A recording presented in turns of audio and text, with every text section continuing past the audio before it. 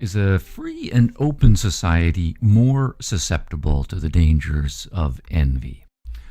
It's an interesting question to me because most often the envy charge is used against socialism, right, or some kind of outcome egalitarian form of society.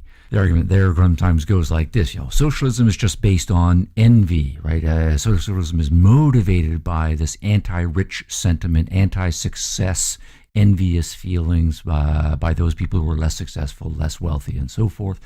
And that's really just an illegitimate motivation. So we can just dismiss socialism on moral grounds. Or sometimes, though, the envy charge against socialism is that it institutionalizes envy. Under socialism, we're all supposed to be equal in outcomes, say. But to keep everyone roughly equal requires a lot of monitoring about who has what and how things are distributed. And that leads to everyone in society, not just the government, snooping and scrutinizing everyone else constantly, right? Does his apartment have more windows? Did she get a new dress? Where'd the money for that come from, right? Or on a smaller scale, we can imagine this, if you come from a large enough family, got a bunch of kids sitting around the dinner table, and mom says she's going to give everyone an equally sized slice of cake. Well, just imagine how hyper scrutinous, right, all of the kids come when they're looking very carefully at every cut of the cake that the mom makes, and all of the complaints and the bad feelings if someone's slice is slightly smaller or slightly bigger. So that's an institutionalization, right, of envy if you have some sort of socialist distribution going on and everyone is supposed to be equal. Now, I think the envy charge does work against some motivations for socialism, as envy can for sure be one crude route to socialism. A lot of times people who feel envious, they want to bring their betters down, and one way to do that is by grabbing their stuff, and socialism can rationalize that redistribution. But socialism is not only motivated by envy. There are several routes to socialism, so one cannot simply dismiss all of socialists as envy-based. Also, there are, and this is the more interesting topic for today, there are more sophisticated forms of socialism, or more broadly anti-liberal social thinking, that will argue that the phenomenon of envy actually counts more against liberal capitalism. The charge here is that envy is going to be worse in a free society because a free society leads to greater inequalities. And envy, from this perspective, is a natural response to great inequalities. Envy, we also know, leads to social conflict. It's an antisocial force.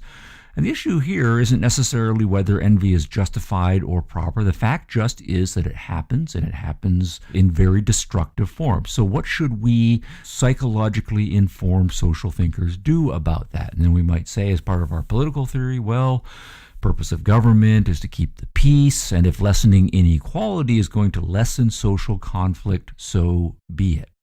Or we might, in just more democratic form, say, the purpose of government is to give people what they want, and what they want is a sense that things are more fair.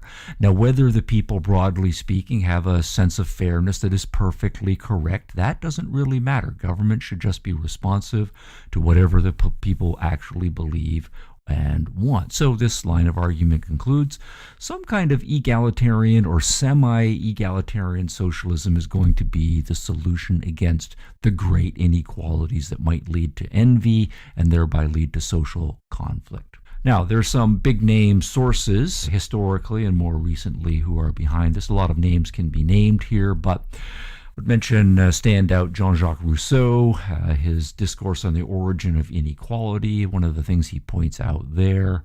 particularly in the more modern kinds of societies, more complicated societies that were developing in the early modern world, that there are great inequalities of earnings, great inequality of assets. Some people are a lot more beautiful. Some people are physically stronger. Some people are better dancers. Some are more charming. And Rousseau points out, or he believes, that human beings are a lot more passional than they are rational. They react emotionally a lot more than they do giving nuanced judgments about circumstances. And so they react in very strongly negative emotional ways to all of these differences in beauty, physical strength, dancing partners, charm, and so forth. So there's all of these comparisons that are going on, and they are going to generate, and they do generate, a lot of bad feelings. As a result of that, there's a lot more social conflict. And so Rousseau argues we should become more egalitarian to alleviate all of the envy that these more modern forms of society are generating. Also, Rousseau notes rise in competitiveness and the rise of a society in which competition, economic competition and so forth, is valorized. But competition, Rousseau points out, teaches people to compare themselves to each other, and that's going to lead to a lot of bad feelings as well. So this highly unequal, highly competitive society, he thinks, needs to be overturned. And we're not going to go back to primitive savagery, but he thinks we should go back to some sort of tribal state where people are a lot more equal. So the number of zones for comparisons and the range of inequalities is going to be a lot less. Now that's middle part of the 1700s. If we jump to the middle part of the 20th century, 1971, John Rawls, in his best-selling and very influential A Theory of Justice, in a more moderate form, makes a similar argument, though, that we need to take cognizance of envy. One of the things Rawls argues is that we need to have a well-ordered society. That's a legitimate function of government. And that requires attending to principles of justice. But a well-ordered society is also going to include a strong measure of social stability.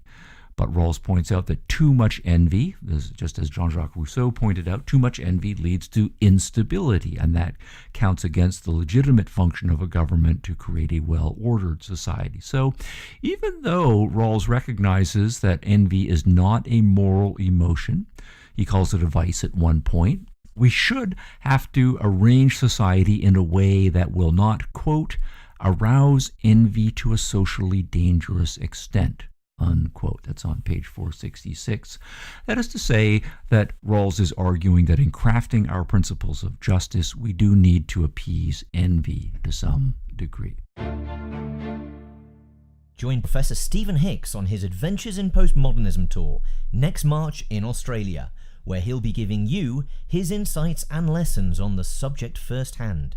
Find out what makes postmodernism attractive. Why is it so dangerous? How has it evolved or mutated over the years? Does postmodernism have strong connections to neo-Marxism? What is the role of it in cultural wars, campus battles over free speech, political correctness, intellectual diversity, identity politics, and the rise of Antifa and alternative right? What other political movements are now adopting postmodernism strategies, and how do we resolve these issues of postmodernism? Stephen Hicks will be appearing in 4 major Australian cities throughout March 2019. He'll be doing an evening talk in Melbourne, Sydney, Adelaide and Brisbane starting at 7 p.m, and will be holding an all-day special event masterclass series starting at 9 a.m. on March 10th in Melbourne and March 16th in Sydney, where he will delve even deeper into understanding postmodernism, its history, and teach you valuable strategies to actually combat it. For full details and to reserve your tickets today, go to truearrowevents.com. Select the event to which you would like to attend, and if you hurry, you may even be lucky enough to get your tickets at early bird prices at a 50% discount. And while you're online, please leave us a review for the podcast on iTunes or Stitcher. Now back to the podcast.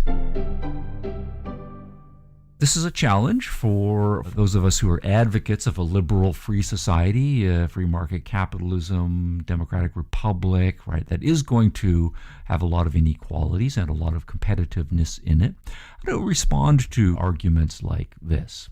Well, one kind of argument in response is to say that the kinds of problems that lead to envy, freedom solves a lot of those problems. So one kind of envy, for example, is a response to not having stuff. Somebody else has a whole lot more stuff than you do.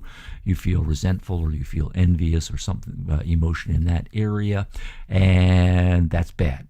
But the point then will be that free market capitalist economies are enormously productive. They produce a lot of stuff, and they lower the prices of those things, making them more widely available to people.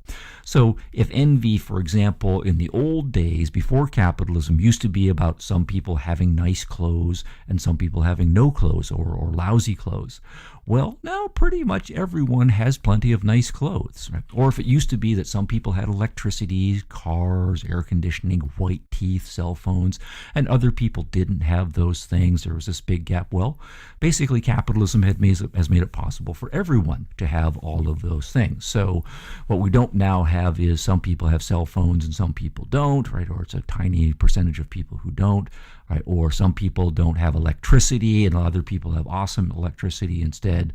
What we have is some people have slightly better cell phones than other people have, and so the range of inequalities has lessened significantly. So the point here just is that by being so economically productive, free market capitalism raises the have-nots to also being haves, and it thus eliminates one source of envy.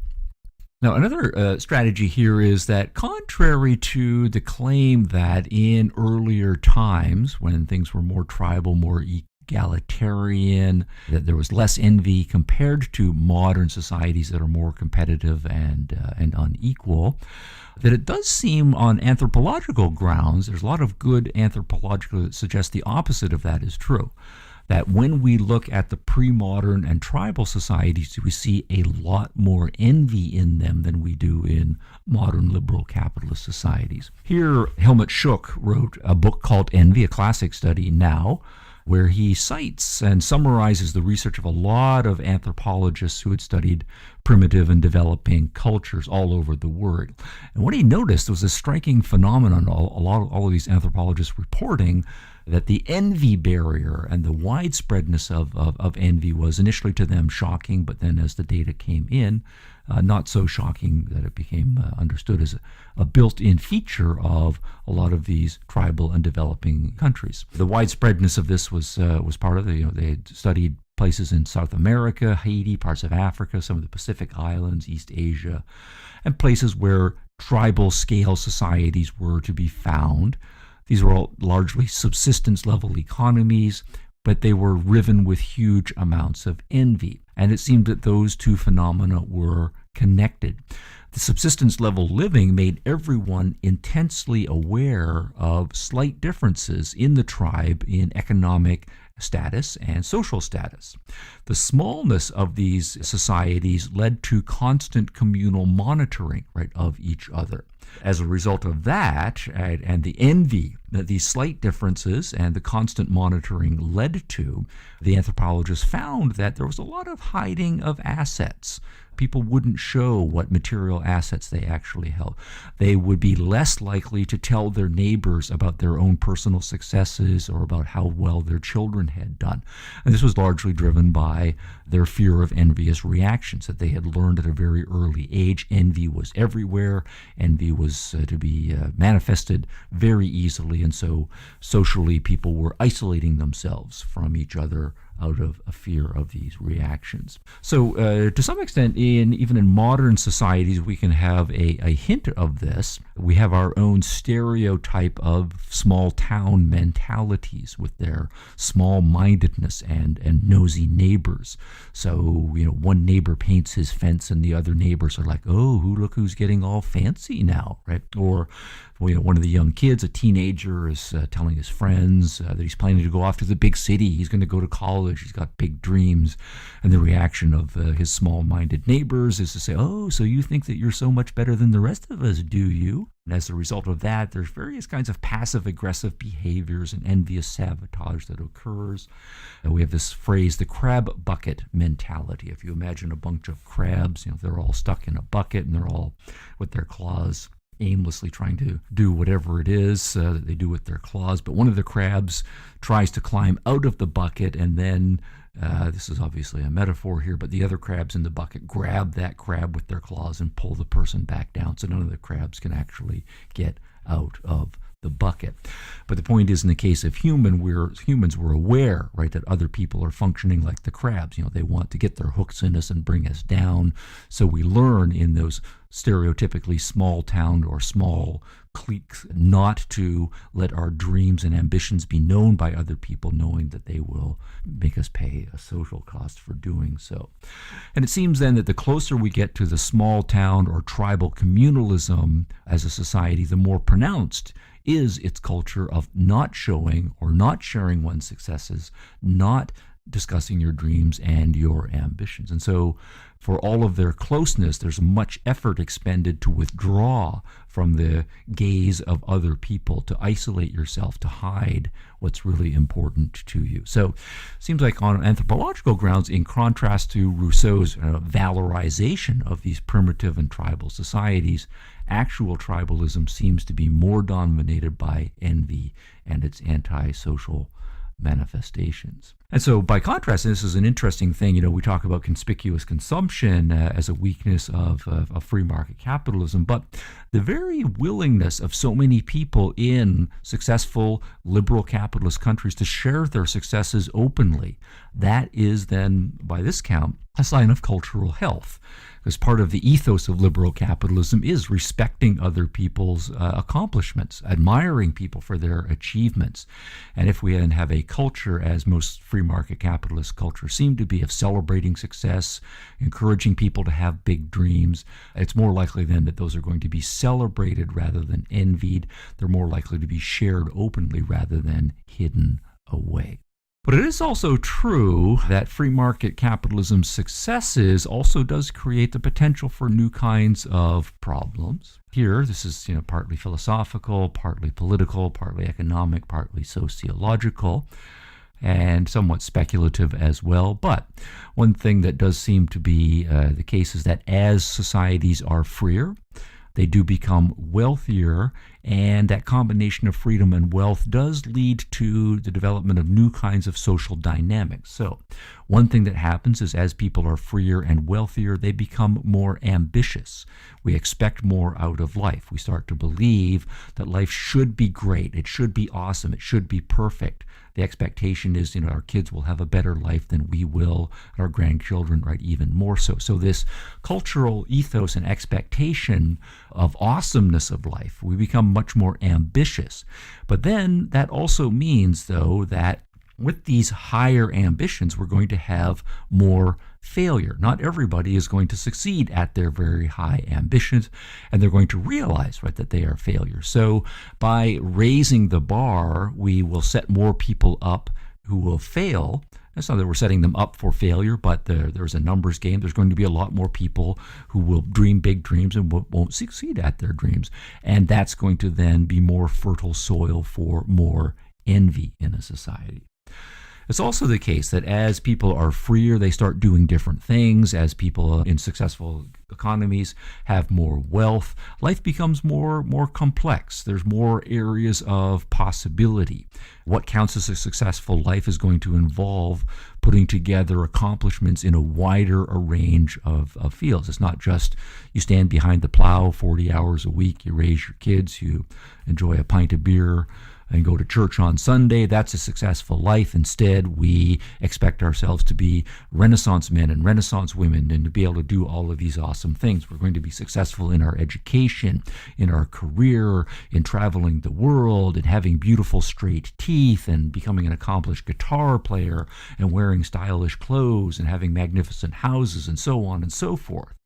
And so a free society is going to be generating so many opportunities that it's going to create a lot more dimensions of success and failure in life. So the claim here is going to be that puts a lot more pressure on people. People are going to then be comparing themselves along more social dimensions. And since it's really difficult for any of us to be awesome in all of these areas of life, I'm striving to be a Renaissance man. Well, I'm going to be better at some things than not at other things, but they're going to be more aspects in my life that I am going to feel inadequate when I compare myself to other people who are more accomplished in those areas. So maybe a free society then is going to be, again, a more fertile soil for envy.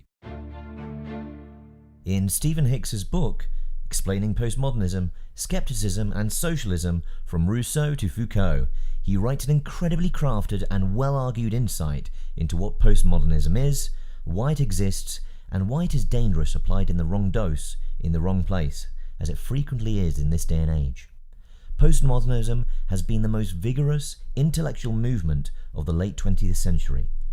In his book, Hicks traces the roots of postmodernism all the way back to the Enlightenment era, where he systematically charts how the age of reason sowed the seeds of unreason that was to follow, making a clear connection between postmodernism to history, leftist politics, and even the ugliness of contemporary art. Hicks presents his thesis with beautiful, easy-to-understand explanations that burn with logic and common sense. So if you've ever wondered why society holds so many assumptions about the world, and you want to understand the chaos of what is happening, Hicks's work in this book provides a huge piece to this puzzle. Why do skeptical and relativistic arguments have such power in the contemporary intellectual world? Why do they have that power in the humanities but not in the sciences? Why is a significant portion of the political left the same left that traditionally promoted reason, science, equality for all, and optimism now switch to the themes of anti-reason, anti-science, double standards and cynicism? This book is by far the most helpful resource I've ever come across for understanding why the world is turning into a direction that I just can't comprehend. Pick up your copy of Stephen Hicks's book, Explaining Postmodernism, Skepticism and Socialism from Rousseau to Foucault, available now on Amazon.com. While you're online, make sure to subscribe to the Open College podcast, hosted by Stephen Hicks himself, and please leave a review for it on iTunes or Stitcher. Now back to the podcast.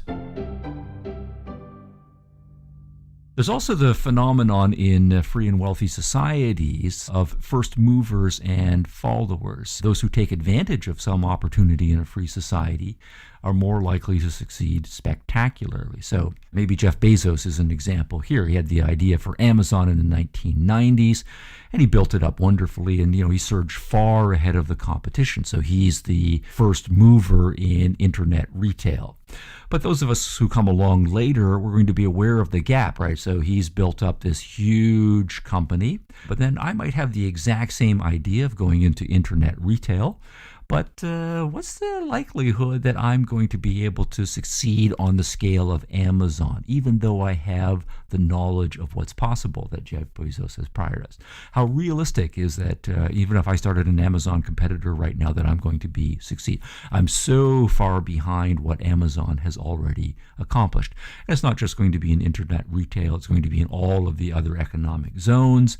This is the way the argument goes. The first movers have this advantage. They can build up and make an unbridgeable gap for those who come along later. And those of us who come along later then are going to be more likely to feel envious. I was just unlucky to have come along so late. And it's kind of unfair in some sense that I can't also build my own Amazon company. So again, more possible fertile soil for envy. Also, a psychological point about raising children. Free market societies, we might grant, they create a lot of wealth, and that makes it easier for people to live the easy life. But one of the downsides of that is that we will then have a lot more spoiled kids and a lot more semi-spoiled kids, people who can be raised in relative comfort. We're going to teach these kids, that life is easy. They can have great ambitions. They should expect, almost as a matter of course, for their life to be great and wonderful. But at the same time, we're not raising these kids with the same character and the same skill set that it makes it possible for people in the first place to create all of that wealth. So they are the stereotypical spoiled and semi-spoiled kids, and we're going to have a society in which there's a lot of them. So there's going to be a lot of people who are raised with the expectation that their life is going to be excellent and awesome, but they're not raised with what it takes to achieve that excellence and awesomeness. So we set them up for failure, or at least for some level of underperformance in their lives. And that expectations gap, right, can also then generate more envy when those semi-accomplished kids, we put them out into the world, and then 10, 20 years later, they haven't accomplished very much in their life. And so the gap is setting themselves up for envy when they see other people who've gone out and accomplished various things. And the point just is that it's the very success here of free market capitalism that it's making it possible for more semi-spoiled kids to be raised to become only semi-competent adults. And then at the same point, there another line of argument here can be that there are better communications technologies that have been created under free market capitalism, all of the social media, television, radio, cell phones, and so forth. So all of us now are more hyper-aware of the best of everything and the best that everyone else's accomplishment. And we all want the best of everything in our own lives, but these communication technologies make us constantly aware that there's all this awesomeness out there, and I'm not participating in it. I can see on social media that my old college friend is out there climbing Mount Everest. Well, I kind of wanted to climb Mount Everest too, but I'm not doing it, and I feel inadequate by comparison. And 100 other reminders like that every day. The telecommunications powerhouse, that's another accomplishment of liberal capitalism, but it's making me more aware of the range of possibilities and all of the ways in which my life is not succeeding or not succeeding to the degree that I thought I could. So we have lots of ways then the arguments run that liberal capitalism, despite its great successes, can generate more fertile soil for envy. And that can support one kind of an argument for an egalitarian type socialism, right? That there's going to be so many inequalities under free market capitalism, it's going to create much more widespread envy, and that envy is going to lead to lots and lots of social conflict. Now, that's an argument that Rousseau made very strongly. It's an argument that John Rawls made more moderately, and both of them are assuming that envy is an uneliminable, or sometimes perhaps a justifiable emotion, and one that we have to accommodate. And if we're going to accommodate it, then we need to lessen or undercut the degree of freedom that free market capitalism has. So those of us who are wanting to defend a free and open society that is going to have some measures of inequality is going to have to reject those moral psychological assumptions, such as the ones we find in Rousseau and Rawls. Envy is not a necessary psychological response to inequality. Envy is not a justifiable emotion that needs to be tolerated. And it's not one that certainly in our crafting our principles of justice, or more broadly our principles of the proper function of government, that needs to be accommodated. But it does point up a challenge for moral education in a free society. It is true that a free society is more complex, and it does lead open to the possibility of more dimensions of expectation, more dimensions of possible envy. And so part of what makes a free society more complicated is the moral demands that it raises on it. It does call for us to be a better kind of person, to be able to handle the greater complexity of a free society. And I do think that the phenomenon of envy shows that a free society has actually more need for character education than other kinds of society. It has to be able to handle envy. Becoming the kind of person who can live well in a free society includes learning how to set goals for yourself that are both idealistic and realistic. It does include learning how to assess how one is doing at achieving one's life goals. And it does include learning how to make comparisons of yourself to other people in healthy ways. All of those are psychologically and morally complicated things, but there's no getting around them, I think, if we're going to have a free and open society. Friedrich Nietzsche was famous for his statement that God is dead, and his provocative account of master and slave moralities, and also for the fact that Adolf Hitler and the Nazis claimed that Nietzsche was one of their great inspirations. Were the Nazis right to do so, or did they misappropriate Nietzsche's philosophy? Professor Stephen Hicks' concisely written book, Nietzsche and the Nazis, based on the 2006 documentary, corrects many widespread misconceptions about Nietzsche, giving a fascinating and easy-to-understand analysis of Nietzsche's work, asking and answering a number of questions, such as what were the key elements of Hitler and the National Socialist political philosophy? How did the Nazis come to power in a nation as educated and civilized as Germany? What was Friedrich Nietzsche's philosophy? The philosophy of live dangerously, and that which does not kill us makes us stronger? And to what extent did Nietzsche's philosophy provide a foundation for the horrors perpetrated by the Nazis? Professor Hicks demonstrates his mastery of this subject using quotes and critical analysis that prove his points and show the true linkage between Nietzsche and the Nazis, and how philosophical ideas move the world. Get your copy of Nietzsche and the Nazis by Stephen Hicks on Amazon.com today. And while you're online, please leave a review for the Open College podcast hosted by Hicks himself on iTunes or Stitcher. Now back to the podcast. So I do have a few thoughts here on this phenomenon of how we can compare ourselves to other, and that'll wrap up this episode. I do think, observing other people and learning about other people, that is a natural part of life. We are social beings. And comparing ourselves to other people is a natural phenomenon. And it's a useful phenomenon because comparing yourself to others can be a great source of knowledge and inspiration. When I look at other people, particularly when I'm young and I'm trying to figure out what I'm going to do with my life and what's possible for me, I don't yet know, right, what is humanly possible. But other people can show me this, right? Others can show us what human beings are capable of accomplishing, so they can expand our sense of what can be done. I'm a kid, or I'm a person with some undeveloped capacities. What can humans actually do with these capacities? And so when I see lots of other people out there doing all sorts of things, that's a great source of knowledge. Now, of course, I need to craft that for myself individually. I'm a human being, but I'm also a unique human being. So what in fact is possible for me? And here, what I can then do, again, learning from others who are setting examples, is, well, I will try to do what those other people have done, and I will measure my results against theirs. That gives me some feedback about realistically assessing my own capacities. The same thing holds for other people's problems and their failings. Those are human failings, and learning from other people's failings, well, I'm a human being. Those in principle are failings that I need to be aware of as possible. And I can also learn from the kinds of things that I see other people doing and not succeeding at, that I, as a human being, I might fail at those things too. That's important knowledge, but it's important knowledge that can only come from comparing myself to other people as well. But it's also morally and motivationally that comparing myself to others leads to inspiration. And of course, on the flip side, warnings. Right? Other people's successes and seeing people doing things awesomely, that can be enormously energizing, right, for me. I can watch the Olympic athletes and I can see what they can do, and that can inspire me to become a better physically fit me.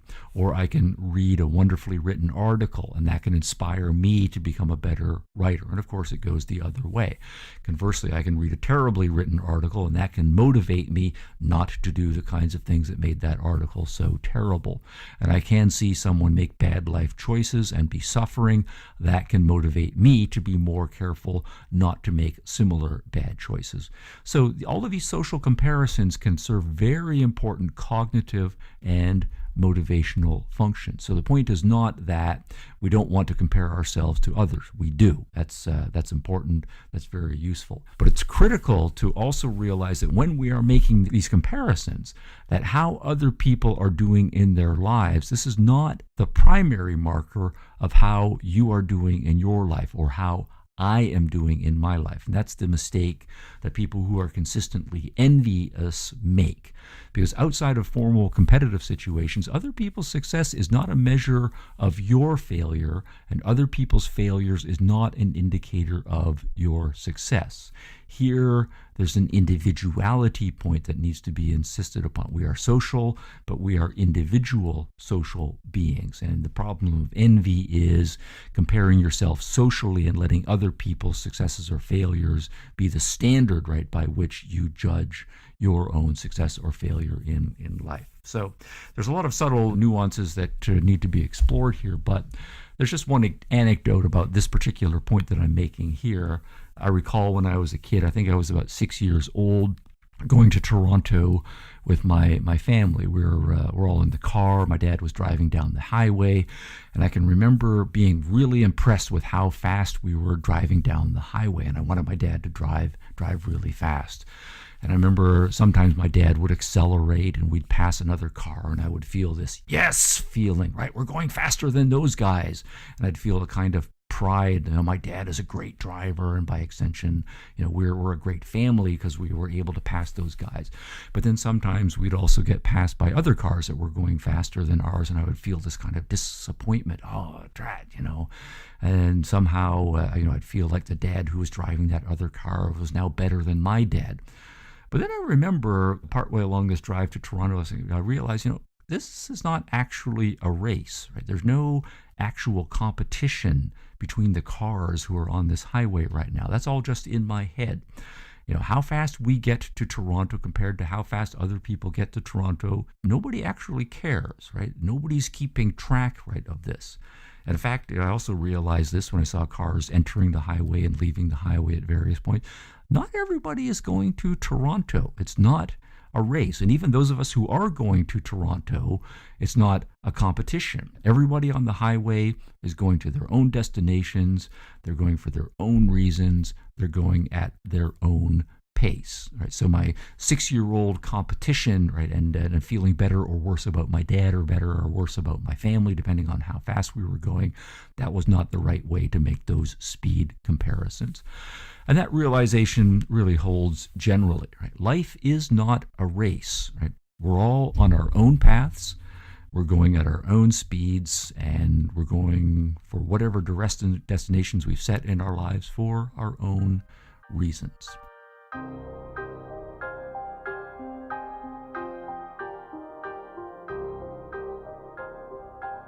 The host of the Open College podcast, Dr. Stephen Hicks, is a renowned philosopher and author. His field of study and insights into postmodernism explain how it has become one of the most powerful intellectual movements of our time, and what that actually means. If you'd like to access more information from Dr. Hicks himself, then check out his website at www.stephenhicks.org. You'll be able to find details on his latest publications, courses, and philosophical information concerning business ethics, education, intellectual history, and religion. To stay up to date with the latest from Stephen Hicks himself, make sure you've subscribed to the Open College Podcast feed and follow at Open College Podcast on all your favourite social networks. And while you're online, please leave the show a review on iTunes and Stitcher.